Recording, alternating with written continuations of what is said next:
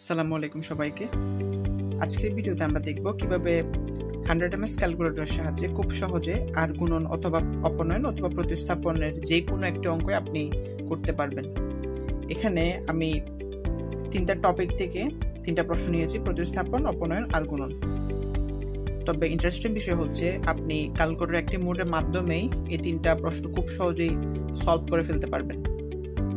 চলুন আমরা অঙ্কে শুরু করি। প্রথমত, আর গুণন, অপনয়ন, প্রতিস্থাপন অঙ্কসমূহ করার জন্য ক্যালকুলেটর একটা মোড ঠিক করে নিতে হবে। সেই জন্য আমাদের অনের পাশে যে মোড বাটনটা আছে ওটাতে 3বার ক্লিক করব। দুঃখিত, 1বার, 2বার, 3বার ক্লিক করার পর এখানে 1 নাম্বার যে অপশনটা আছে ইকিউএন অর্থাৎ ইকুয়েশন, আমরা এই বাটনে ক্লিক করব, কারণ এসব হচ্ছে সমীকরণের অঙ্ক। আমরা যদি একে ক্লিক করি তাহলে আমরা দেখতে পাচ্ছি আননোনস নামে একটা লেখা শুরু করতেছে। এখানে দেখেন প্রতিবার হচ্ছে xy চলক, অর্থাৎ চলক হচ্ছে এখানে দুইটা। চলক যদি দুইটা থাকে আমরা 2-এ ক্লিক করব, আর চলক যদি 3টা থাকে আমরা 3-এ ক্লিক করব। অর্থাৎ আমি 2-তে ক্লিক করলাম।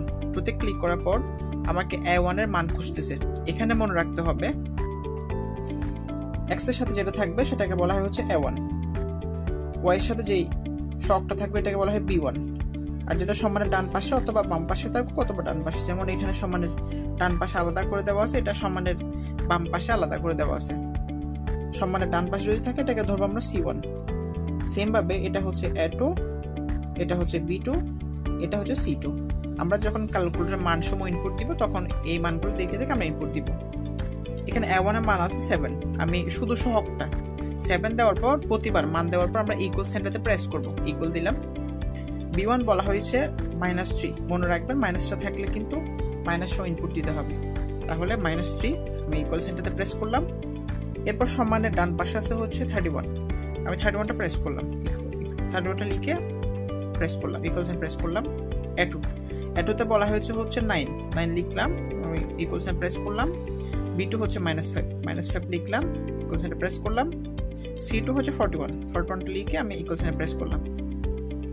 দেখতে পাচ্ছেন 41টা লেখার পরপরই x ইকুয়ালটা আমাকে শো করতেছে 4, অর্থাৎ x এর মান বের হয়েছে 4। আবার যদি আমি ইকুয়াল সাইনটা প্রেস করি y এর মানটা আমাদের শো করবে, y এর মান হচ্ছে -1, y ইকুয়ালটা পাচ্ছি -1। তাহলে আমি বলতে পারি প্রথম নাম্বার যেটা প্রতিস্থাপন পদ্ধতিতে সমাধান করো ওই প্রশ্নের উত্তরটা হচ্ছে x equal to 4, y equal to -1। এরপর আমি 2 নাম্বার প্রশ্নটা আপনাদের জন্য রেখে যাচ্ছি, 3 নাম্বার প্রশ্নে চলে যাচ্ছি। 3 নম্বর প্রশ্নে সম্মানের বাম পাশে আমার মানসমূহ দেওয়া আছে। এই ক্ষেত্রে আপনি কিভাবে অঙ্কগুলো কমপ্লিট করবেন? আমি এসি দিয়ে বের হয়ে যাচ্ছি, আবারও আমি অপশনটা আপনাদেরকে দেখিয়ে দিচ্ছি। মোট বাটনে 3বার ক্লিক করতে হবে, যদিও বা কিন্তু আমার অলরেডি অপশনটা আছে এখানে, আমি এটা আপনার দেখার সুবিধাতে আবারও দেখিয়ে দিচ্ছি।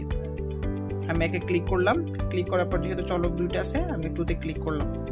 সেম ভাবে এটা হচ্ছে a1, আমি 2 ক্লিক করলাম, b1 এর জায়গায় 3 ক্লিক করলাম। দেখেন +5 যেটা c1 সেটা হচ্ছে সমানের বাম পাশে আছে। যদি সমানের বাম পাশে থাকে তাহলে আমার উত্তর কিন্তু মাইনাস চলে আসবে। আমি এটাকে সমানের ডান পাশে হিসেবে কল্পনা করব, অর্থাৎ -5। c1 এর মান হয়ে যাবে -5, আমি এখানে দিব হচ্ছে -5। এরপর হচ্ছে a2 এর মান হচ্ছে 4, b2 এর মান হচ্ছে 7। সেভাবে দেখেন 6টা হচ্ছে সমানের বাম পাশে আছে, আমি যদি এটাকে এই পাশে নিয়ে যাই তাহলে হয়ে যায় -6, আমি এখানে -6 ইনপুট দিব। ইনপুট দেওয়ার পর আমি যদি সরাসরি ইকুয়াল সাইনটা প্রেস করি এখানে দেখতে পাচ্ছেন আমার একটা মান এসেছে দশমিক থেকে ভগ্নাংশে নিয়ে যাওয়ার জন্য আমি শিফট বাটন ক্লিক করে 3 নাম্বার বাটনতে ক্লিক করে আমার আসে 17/2 -17/2। এরপরে আমি যদি আবার ইকুয়াল সাইনটা প্রেস করি দেখতে পাচ্ছেন y এর মান আসছে 4, তাহলে x ইকুয়াল আসে তো y ইকুয়াল আসে হচ্ছে 4। এটা হচ্ছে আমার উত্তর। এভাবে আপনি চাইলে আর গুণন, প্রতিস্থাপন, অপনয়ন যে কোনো একটা পদ্ধতি এই মোডের সাহায্যে আপনি খুব সহজে করে ফেলতে পারবেন। ধন্যবাদ সবাইকে পাশে থাকার জন্য। আসসালামু আলাইকুম ওয়া রাহমাতুল্লাহ।